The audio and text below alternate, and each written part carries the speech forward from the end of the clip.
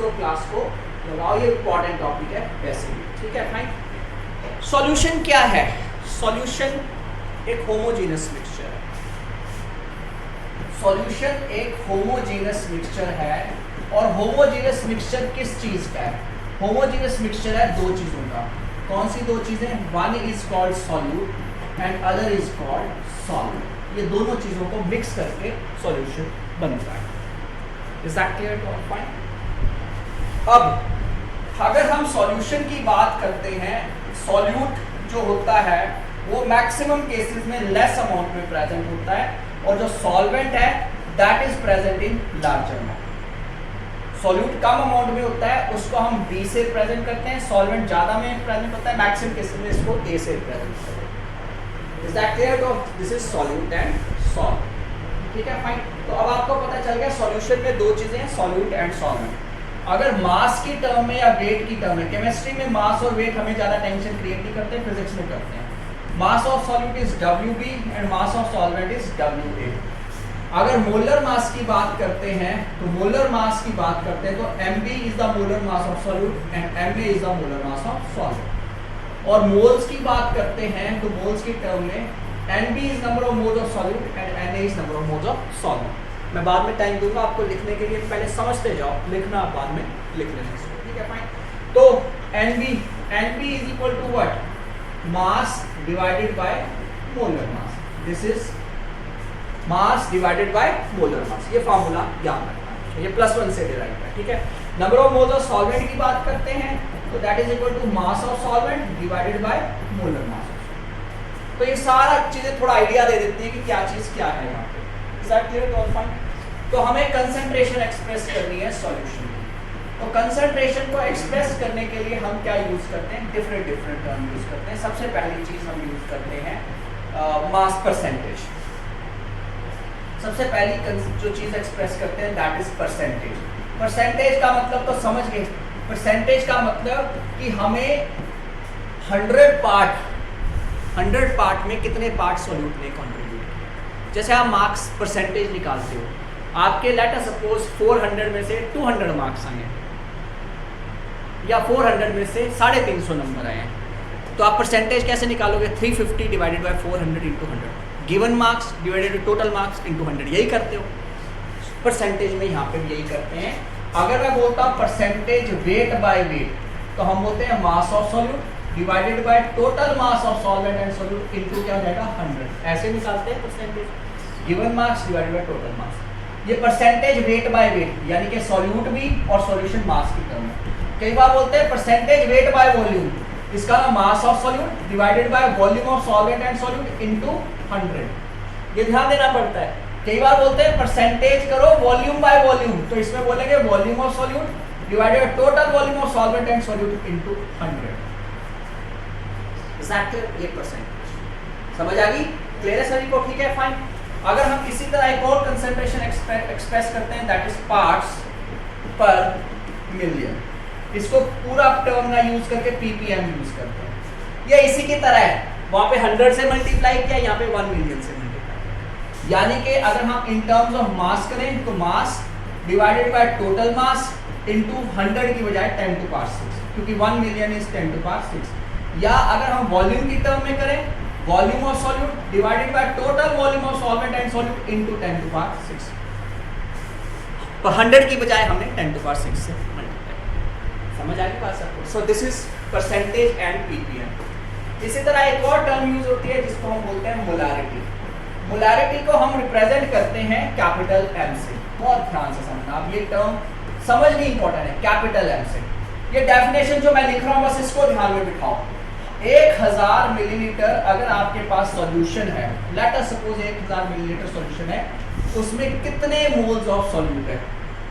उसमें कितने moles of solute है? बस ये डेफिनेशन है, ज्यादा रट्टा नहीं मारना। 1000 मिलीलीटर सॉल्यूशन, यानी कि जैसे late us suppose this is a solution, और इस सॉल्यूशन में ये हमारे पास गिवन सॉल्यूशन है। लेट अस सपोज इसका वॉल्यूम क्या है? 20 मिलीलीटर। ये सॉल्यूशन का वॉल्यूम 20 मिलीलीटर है और इसमें हमने Nb moles of solute add कर रखे हैं। पूछा क्या है? 1000 मिलीलीटर में कितने मोल सॉल्यूट किए हैं? तो यहाँ के हिसाब से हम बोल सकते हैं कि 20 मिलीलीटर अगर सॉल्यूशन है उसमें हमारे पास Nb मोल्स ऑफ सॉल्यूट है। Is that clear? Call NV is number of moles, शुरू में क्लियर है सभी को? ठीक है, तो V मिलीलीटर सॉल्यूशन, SLN यानी कि सॉल्यूशन, ध्यान रखोगे ना? ठीक है, तो 1 मिलीलीटर सॉल्यूशन में कितने होंगे? 1 मिलीलीटर सॉल्यूशन में कितने होंगे? That is NV divided by V of solute, moles of solute. तो 1000 मिलीलीटर सॉल्यूशन में कितने होंगे? That is NV divided by V into 1000 moles of solute. यानी कि 1000 अगर मिलीलीटर सॉल्यूशन है उसमें कितने मोल्स हैं? इतने। तो यही तो बोला है 1000 मिलीलीटर में कितने मोल्स हैं? इतने मोल्स हैं। यानी कि मोलैरिटी की डेफिनेशन क्या आ जाएगी? NV divided by V into 1000। और आप जानते हैं शुरू में किया है NV किसके बराबर? मास of solute divided by molar mass of solute into volume into क्या आ जाएगा? 1000। तो अब आ गया फॉर्मूला ये मोलैरिटी का। समझ आ गई? या तो याद कर लो, रट्टा मार लो, नहीं तो कंसेप्ट के हिसाब से चलो, कभी गलत नहीं होगा। समझो मोलैरिटी है क्या? 1000 मिलीलीटर में सॉल्यूशन में कितने मोल्स? अब इसी से हम मोलैरिटी भी समझ सकते हैं। मोलैरिटी क्या है? Number 4 is molarity. मोलैरिटी को हम रिप्रेजेंट करते हैं स्मॉल m से। अब ये क्या है? 1000 ग्राम, अगर अब देखो क्या चेंज किया, 1000 वही रखा, मिलीलीटर की जगह ग्राम, सॉल्यूशन की जगह सॉल्वेंट, बाकी सब सेम। कितने मोल्स ऑफ सॉल्यूट है? बस ये डेफिनेशन है। बस ये सोच रहे 1000 ग्राम में 1000 ग्राम सॉल्वेंट दिया, उसमें कितने मोल्स सॉल्यूट के, बस इतनी सी बात है। तो फिर से वही कर लेते हैं। Let us suppose we have a solution, और इस सॉल्यूशन में हमारे पास ये प्रेजेंट है, NV moles of solute present है, और ये मास of solvent late us suppose W है। तो आपको समझ आ गया W 1 ग्राम सॉल्वेंट का। अब ये सॉल्यूशन नहीं है, सॉल्वेंट का, उसमें कितने मोल्स ऑफ सॉल्यूट है? NV। कितने मोल्स ऑफ सॉल्यूट है? NV मोल्स ऑफ सॉल्यूट है। Is that clear to all? समझ आ गई बात? तो 1 ग्राम सॉल्वेंट में कितने मोल्स होंगे? यानी कि NV divided by WA moles of solute. तो 1000 ग्राम सॉल्वेंट में कितने होंगे? ऑब्वियसली मल्टीप्लाई हो जाएगा, that is NV divided by WA into क्या हो जाएगा? 1000। तो यही तो बोला है 1000 ग्राम सॉल्वेंट में कितने मोल्स, तो आप बोल रहे जी 1000 ग्राम में इतने मोल्स। तो यानी कि मोलैरिटी किसके बराबर हो जाएगी? NV divided by WA into क्या हो जाएगा? 1000, which is equal to mass of solute divided by molar mass into mass of solvent into क्या आ जाएगा? 1000. So this is molarity, this is molarity. समझ आ गई बात सबको? ठीक, मोलैरिटी यार, ठीक है। Which is better? Molarity is better. Molarity better नहीं है, क्यों? क्योंकि मोलैरिटी डिपेंड करती है वॉल्यूम पे, वॉल्यूम डिपेंड करता है टेम्परेचर पे। तो यानी कि अगर आप टेम्परेचर इंक्रीज करोगे तो मोलैरिटी डिक्रीज करेगी। क्यों? क्योंकि molarity is inversely proportional to volume. समझ आएगी? Molarity is inversely proportional to volume. Temperature बढ़ता है, वॉल्यूम बढ़ेगा, वॉल्यूम बढ़ेगा, मोलैरिटी कम। बट मोलैरिटी जो है उसमें कोई वॉल्यूम नहीं है, मास है, मास थोड़ा टेम्परेचर से चेंज करेगा। इसलिए better to express concentration in terms of molarity as compare to molarity. आ गया समझ? ठीक है, फाइन। उसके बाद हमारे पास टर्म आती है नंबर 5, इसको बोलते हैं मोल फ्रैक्शन, यानी कि फ्रैक्शन ऑफ मोल्स। इसको रिप्रेजेंट करते हैं x से। फ्रैक्शन ऑफ मोल्स यानी कि number of moles of given component divided by total number of moles of all component. XA number of moles of solvent divided by total number of moles of solvent and solute. हाँ, दोनों को सम करोगे तो 1 ही आएगा। आप सम करके देख लो 1 ही आएगा। XA plus XB is always equal to 1। Is that clear to all? समझ आ गई बात? ठीक है, फाइन। इसी तरह एक और टर्म यूज होती है जिसको हम बोलते हैं नॉर्मैलिटी। What is normality? इसको रिप्रेजेंट करते हैं कैपिटल M एंड से। ये बोलता है जैसे मोलैरिटी है वैसे ये है, 1000 मिलीलीटर सॉल्यूशन है, उसमें कितने मोल्स सॉल्यूट के, बस वही उतने मोल्स भी सॉल्यूट, उसमें कितने ग्राम इक्विवेलेंट ऑफ सॉल्यूट है, ग्राम इक्विवेलेंट ऑफ सॉल्यूट। बिल्कुल मोलैरिटी की तरह ही है, सिर्फ क्या चेंज हुआ है, उसमें मोल्स होते हैं, इसमें ग्राम इक्विवेलेंट होते हैं। मैं ग्राम इक्विवेलेंट समझाऊंगा तो नॉर्मैलिटी समझ आ जाएगी। डेफिनेशन वही है।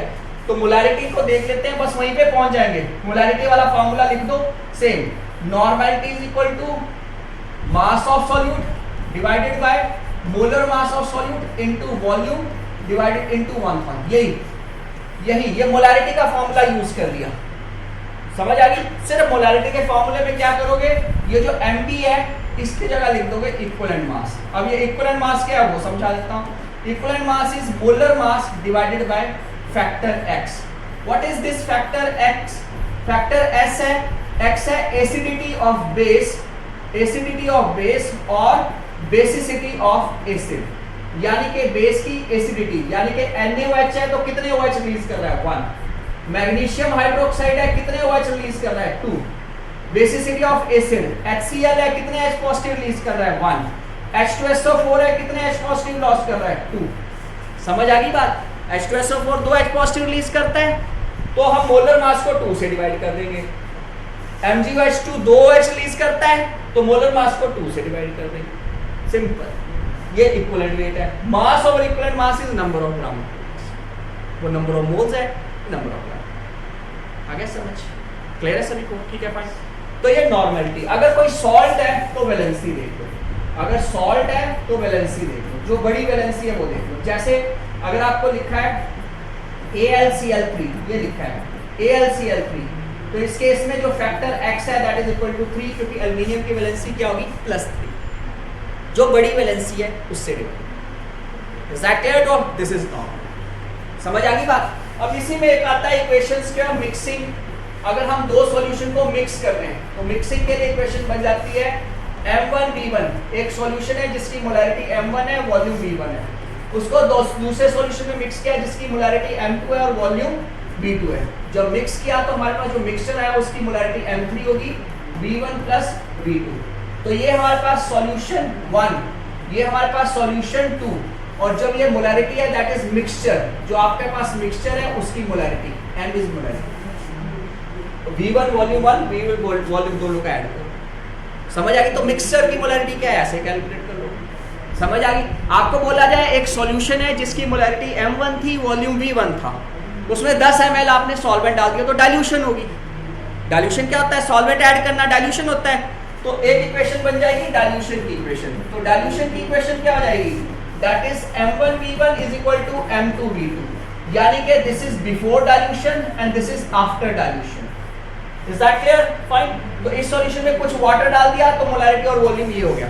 तो अगर इन दोनों की मोलैरिटी और वॉल्यूम पता है और फाइनल वॉल्यूम पता है तो जो डाइल्यूशन के बाद मोलैरिटी होगी वो कैलकुलेट कर सकते हैं. Is that clear? जैसे आपके पास ये सॉल्यूशन है जिसकी मोलैरिटी M1 थी, वॉल्यूम V1 था, इसमें आपने कुछ वाटर डाला तो उससे मोलैरिटी भी चेंज हो जाएगी, वॉल्यूम भी चेंज हो जाएगी. तो बिफोर डाइल्यूशन मोलैरिटी ये थी M1V1 और वॉल्यूम ये था. आफ्टर डाइल्यूशन ये हो गया, और आफ्टर डाइल्यूशन मोलैरिटी कितनी होगी? तो आप बोलोगे पहले सॉल्यूशन की मोलैरिटी क्या है वो बता दो, पहले सॉल्यूशन का वॉल्यूम क्या है ये बता दो. बता दिया. और उसके बाद जो वॉल्यूम वाटर ऐड करने के बाद क्या वॉल्यूम बना वो बता दो. पुट कर दिया तो मोलैरिटी आ जाएगी. मोलैरिटी तो चेंज होगी जब वॉल्यूम चेंज करेंगे. Is that clear to all? Fine. सारा ही बता दिया. क्लियर है सभी को? ठीक है फाइन. इसमें कोई डाउट है पूछ लो बेटा.